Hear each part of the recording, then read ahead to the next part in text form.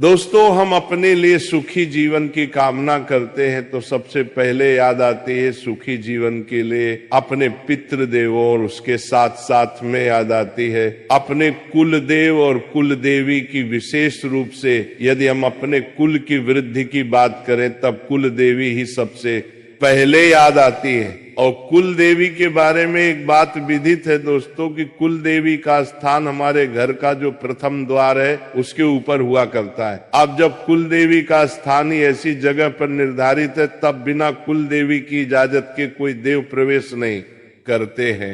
यही कारण है दोस्तों कि जो कुल देवी की मान्यता नहीं करते हैं, या बहुत से लोग तो अपनी कुल देवी के बारे में जानते ही नहीं। दोस्तों, ऐसे में हम कितने ही देवों की पूजा करें फलित नहीं हो पाती, क्योंकि जब तक अपने ही नहीं तब दूसरे भी नहीं। सबसे पहले अपनों को मनाया जाता है, उसके बाद दूसरों को बुलाया जाता है। ये एक व्यवहारिक नियम है। अब बहुत लोग कह देते हैं जी हम हर देव की पूजा करते हैं, इतने इतने इतने मिनट करते हैं, ये मंत्र करते हैं, ये चालीसा करते हैं, परंतु फल नहीं आ पाता। इसका सीधा सा कारण है कि कुल देवी आपके ऊपर ना खुश है। मैं तो कहता हूं कर लीजिए कुल देवी को प्रसन्न, और देवी प्रसन्न तो फिर सारे देवों का आगमन शुरू, और आप जो पूजा करेंगे आपकी फलित होने लग जाएगी। इतना सा ही है दोस्तों।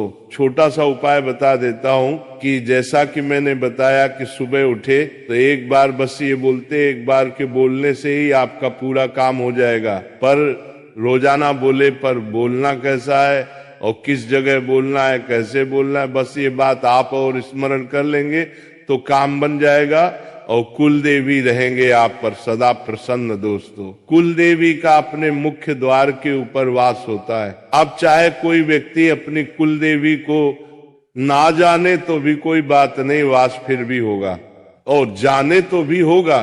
दोस्तों, ये जो प्रयोग मैं बता रहा हूं ये सिर्फ आपने एक स्मरण करने के लिए है कि आप कुल देवी को इस रूप में स्मरण करेंगे तो कुल देवी आपके घर में सदा कृपा बरसाए और आप पर सदा प्रसन्न रहे। इतना सा छोटा उपाय तो बस एक छोटा सा मंत्र है। आपने ये मंत्र बोलना कब है, इसे बस स्मरण कर ले। जब भी आप उठते हैं दोस्तों, सुबह उठते हैं, कितने ही बजे उठते हैं, पर जब पहली बार घर के दरवाजे को क्रॉस करके बाहर जाते हैं, चाहे आप नहाए नहीं नहाए, आप शंका समाधान के लिए गए नहीं गए, कोई फर्क नहीं पड़ता। जब पहली बार दरवाजा क्रॉस करके बाहर जाते हैं, आपने ये काम करना कि क्रॉस करने के बाद एक बार अपने घर में मेन गेट में वापस आए और दरवाजे में खड़े हो जाएं और अंदर की तरफ ही मुख रखें। जैसे दरवाजे में प्रवेश कर रहे हैं, दरवाजे के द्वार के सेंटर में खड़े हो जाए बस। दोस्तों, अब ये करके आपने ये मंत्र बोल देना है और कुछ करने की जरूरत नहीं है। यहाँ न किसी प्रकार की पूजा करना है, न किसी प्रकार की धूप बत्ती, न अगरबत्ती, किसी प्रकार का कुछ नहीं करना है। और आपने ये बोल देना है, प्रथम नमामि कुलदेव रक्ष रक्ष मम देव, परिवार शिरसा नमामि पुनः पुनः, कार्यसु सफलम भवे। बस दोस्तों, ये जो मंत्र है इस मंत्र को केवल एक ही बार बोलना है कि प्रथम में कुल देवी को नमस्कार करता हूं, मेरे परिवार की रक्षा करें।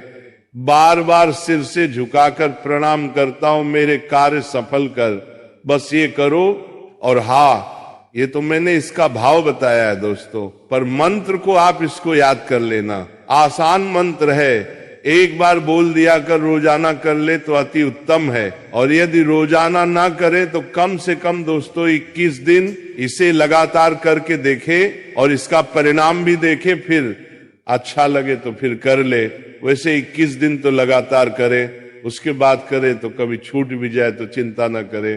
तो कुल देवी की आने लगेगी कृपा, और कुल देवी प्रसन्न तो सारे देव प्रसन्न। कभी कोई कार्य नहीं रुकेगा, आपका जीवन बदलने लगेगा।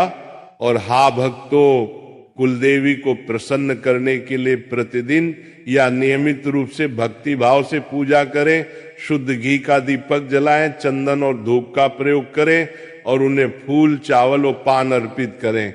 घर में रोजाना कलश में जल रखें, रसोई की पहली रोटी देवी के नाम पर निकालें और अपनी आय का कुछ अंश किसी अच्छे काम में दान करें। साल में एक बार अपने कुलदेवी के सिद्ध पीठ स्थान पर जाकर पूजा अर्चना करना चाहिए। अब यदि आपको अपनी कुलदेवी का पता नहीं है तो आप अपने परिवार के बड़े बुजुर्गों या गोत्र के विद्वान से पूछ सकते हैं। यदि इससे भी पता नहीं चलता तो आप भगवान शिव और माता पार्वती की पूजा कुलदेवता और कुलदेवी के रूप में कर सकते हैं, क्योंकि वे सभी देवी देवताओं में श्रेष्ठ हैं और उनकी पूजा से ये प्रार्थना पूरी हो जाती है।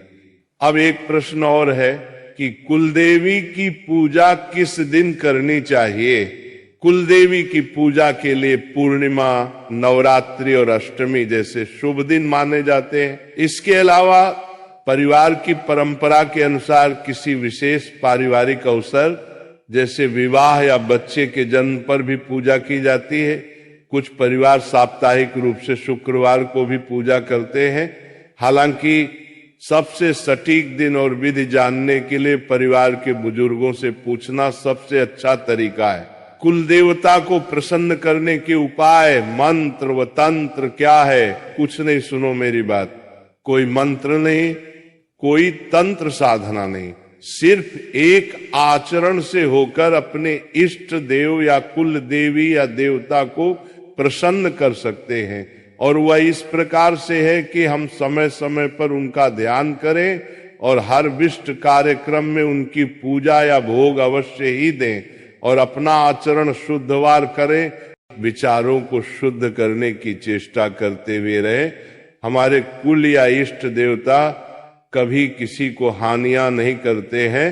वे सदा भला सोच सकते हैं, पर उन्हें हमेशा अपने सभी खास कार्यक्रम में शामिल करें, उनका सम्मान करते रहे तो वे बलशाली होकर सदैव आपके लिए कृपा बनाए रखेंगे। मैं अपने सभी प्रिय भक्तों से अनुरोध करता हूं कि बहुत ही अच्छे कर्म करो, प्रभु की करुणा करो, नाम जप करो, जीवन सुख में अपने आप हो जाएगा। राधा रानी के चरणों में स्पर्श करो और जीवन को आनंदित बनाओ। ये धनवान कुछ नहीं, ये सब आता जाता रहता है, ये कुछ नहीं, सब तुम्हारे कर्म ही तुम्हें सब देंगे। सही समय में सब कुछ सही हो जाता है। तो बस भजन कीर्तन नाम जप जीवन का यही सब कुछ है। अब हम और आप थोड़ा सा नाम जाप करेंगे तो मेरे साथ मिलकर बोलना, जय राधा रानी, जय राधा रानी, जय राधा रानी, जय राधा रानी, जय राधा रानी, जय राधा रानी, जय राधा रानी, जय राधा रानी, जय राधा रानी, जय राधा रानी, जय राधा रानी, जय राधा रानी, जय राधा रानी, जय राधा रानी, जय राधा रानी।